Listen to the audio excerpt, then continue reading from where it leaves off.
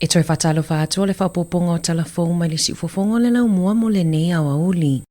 Ua pa ule si itanga i tau o loa i le tūlanga au pito maulalo talo mai le whai unga o le lua afe lua tasi. Pe ona ripotia mai e le ofisa o wha mau ngā New Zealand. E tasi tesi ma le tasi pasene ua si iti ai le fua whaatatau o tau o loa ma au nanga. Mo tangata whaatau i to tonu o le tolu masina talo mai le whai unga o Juni. I le kuata o le tausanga e o mai a mati, na pa ule fua o le siitia o tau o loa wha le tausanga i le ono tesi ma le fitu pasene. E matua i mawala loifo mai i waloanga, ma lona tūlanga o pito maulalo i le silia ma le tausanga.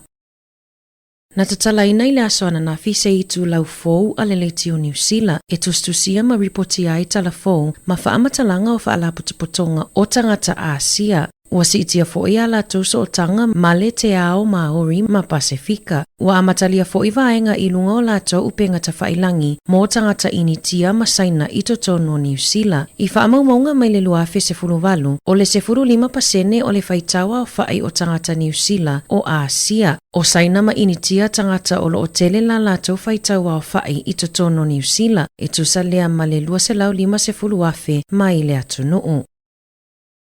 O se polisi Fou po ai inga whaavae na whaasilasila e le vaenga whaupu whai le National. E whaapea o le amawhai e tupulanga Tala Fou o na tala i tua se vaenga o ala tau whaaputunga tupe o le Kiwi Saver e tutongi ai se tupe whaamau po o le bond mo se whale nofo mau tutongi. Ma ua langalanga ai manatu o le toatele, ma whaitio ai le toatele e awhi ai ma le vaenga whaupu whai a le Green. Na langolango ina i le sui o le Green le manatu whaalia i le tustala mo mata upu tau tupe o lea fuafuanga a le National e ono si itia maonunga i le tau o whale nofo mau tutongi. Na te ena e le so upo le National Chris Bishop le polisi na folosia i le vaenga whaupu whai e na te talitonu o lea polisi e leo no manumalo ai i le whainga pālota. Peitai, o le atu ua i lewa noa e fesosoani ai i tupulanga Tala Fou mo le lumanai. Na sau noa le pule langolango le National Nicola Willis, o se fuafuanga ina ia whaamalosi awa i Tala Fou, ina ia amataliani ala tau whaaputunga tupe o le Kiwi Saver.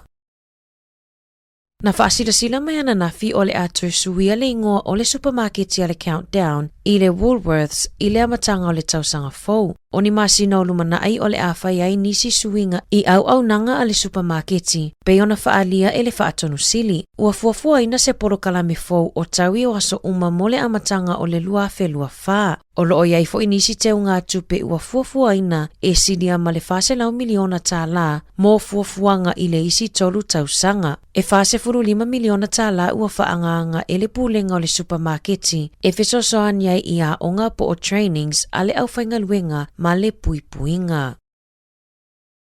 O le ai o Huntley i Waikato, o le pitono mua le ai tutono New Zealand, ua whaaunga aina se drone e mamoli ai tau mafa i ainga. O le asona na fina tatala i le au nanga a se tasio kamupani Amerika o le Skydrop, e awala tula lato au nanga i le pisinisi pizza o le Domino's. Na moli mawina nisi i le pitono use whaataita inga na whaia i le asona nafi. E whaalele mai ai le drone ma le busa pizza, e tusa ma le 5 mita le mamao i nunga le ea, ma whaapa ui foi lalo. O le miti a le na whaavaina le Skydrop le ali i o Matthew Sweeney. Ia avea New Zealand o le laumua le lalulangi, e whaaunga aina drones e ki liwa mamomoli ai tau mafa. O se fesosoani sili lea mofale o loa, o lo ofuafuaina e tapunia ona o le toaititi o tangata whaingaluenga.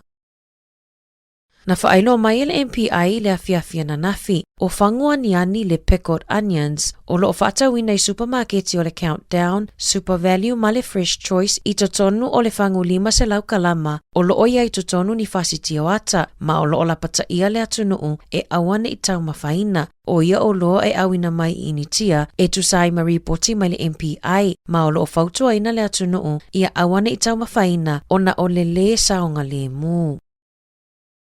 Ua whaalia le fia o tangata i se tasio nuu i Northland, ona ua tau le mawhai ona maua se awanoa e asiasiai i le matawhanga i Poutu, ona o loo whaonga aina e Pasika, biki apu fowili, mata avale mawalulunga e whaavivili pau mawhai ai tuunga i lunga o le matawhanga. O aso wharaile e te leina whetau i aita avale nei i le Clank Scully, ona o whaatasi lea o le solo i le matawhanga. E lua tausanga o se teine i titi na savalivali i lunga le matawhanga a o tawhawhau ai maona mātua, na toi titi lava taia I se tasi o Pasika, ma o se popolinga tele lea I tangata o le nuu, e se fulutolu tausanga o Daisy Fernandez, na maliui le aso se fulutolu te se ma I le luafe ma le fitu, ina ua taia I se Pasika mai inga yo inga whaapea, ua mata ituina ele matanga luenga o leo lea whaafita auli, mo le saunga le mu o tangata lau tele.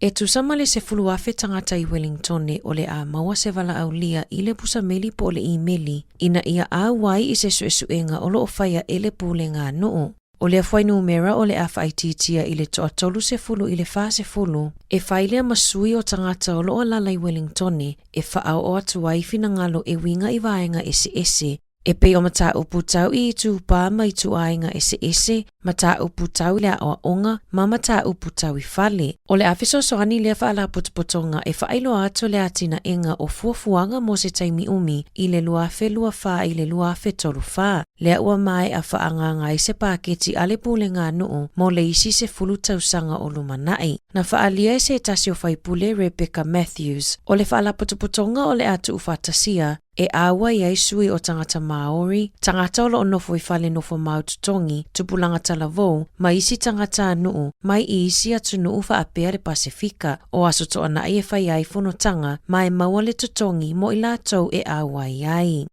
Tala mai le Pasifika, ua tua ia ele atu Solomona New Zealand, ile tau fia lea ofeso soani tau tupe, o lo te ena ele malo New Zealand ia tu ua inga, na whaia ele pale mia o le atu Solomona ia manase songavare, e whaapea ua tau fia ma le mulimulita ia e New Zealand folafolanga, ofeso soani tau tupe sa folafola. I se saunoanga a songavare I lunga wala televise ale ABC, o le whaai unga I folafolanga ua le tau nuu, ua una I ai le atu Solomona e whaalangolango I le malo o Saina, e whaatumuina le awanoa o tupe sa talia ai le fesosoani a New Zealand, au se talia ma isi atu nuu. E se furulua miliona tala na polo misi ai Australia, ma le se 5 miliona tala mai le paketi a New Zealand. Sa whaanga e fesosoani atu ai I le atu Solomona. I se whamatalanga le minista o le matanga luenga o le vai fafo ma fe whaatawa inga I lungo le leti o New Zealand. Na ia whaamaunia mai e le o tau fia fesosoani tupe, ma o lo o whaawau pea le langolango ale malo New Zealand I le atu Solomona. E tusama le se lau 5 miliona tala, ua fesosoani atu ai I le atu Solomona mai le paketi o le luafe luatasi, e o atu I le luafe luafa.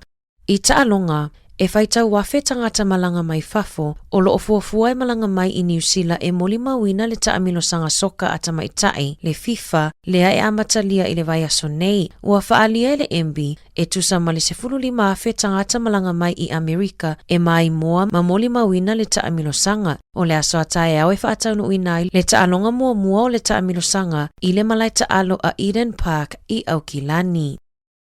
Ua whaase e tuanga lule se tete o Victoria I Australia, e tali malo I taalonga a malo o taupulenga, lea sa fuafua e tali malo ai I le lua afe lua ono, na whaalia ele taitai o Victoria Dan Andrews, e siliama le 7 biliona tala e whaalu I le tali ngā malo, ma o se tupe te lea. Ua wala au komiti o taalonga mo isi se tete pei o New South Wales, la tau te tali malo I taalonga. Ua whaamanino mai le komiti o taalonga o le Olimpeka New Zealand, e le o iai se naunau ta inga mo New Zealand e tali malo ai I ia taalonga, pe ta ai olo o iai se naunau ta inga mo taalonga o le tausanga e lua afe tolu wha. Tala Fou ia mai le siufofonga o le laumua mo le nei vaenga o le aso.